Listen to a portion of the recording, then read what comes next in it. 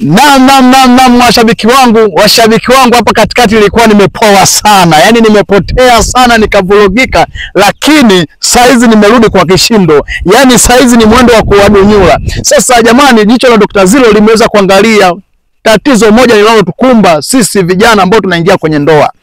Nikaona ngoja niwafuate wazee wetu watuambie ni kwa nini ndoa nyingi zinafungwa. Ndoa 100% zinafungwa, lakini ndoa 99%, yani zinavunjika, zinasambaratika. Wazee wanafungisha ndoa, wachungaji, maaskofu, mashehe, maimamu, jamani, lakini hamna kitu. Nikaona ngoja nifuate mzee wangu aweze kutuhadisia wao walishinda wapi na sisi tunafeli wapi.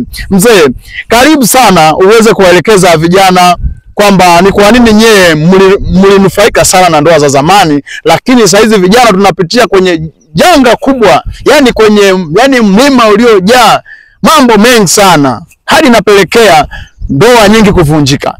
Tunaomba uweze kujitambulisha kwa ndugu zangu hapa wanaokutazama. Asante sana. Naam. Asante sana. Kwanza nikushukuru kwa sababu kwa nini umekuwa ni unataka kujua, kwa sababu mtu yote anapokuwa anataka kufanya jambo lolote kwanza ajue au akaulize, ili hata akizungumza azungumze akiwa na uhakika.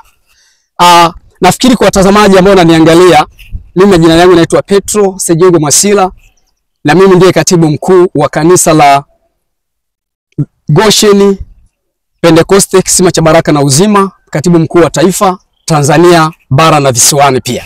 Lakini pia ni baba wa watoto 9 na wajukuu 14. Naam. Lakini ni kwa nini tunataka kuzungumza jambo hili? Imekuwa ni bubuzi na imekuwa ni shida sana, na hatimaye wakati mwingine wakati tunafikiri kwamba watoto wetu watafanya nini na vizazi vijavyo.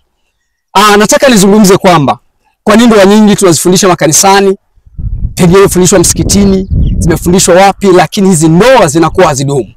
Tatizo la kwanza ni hili.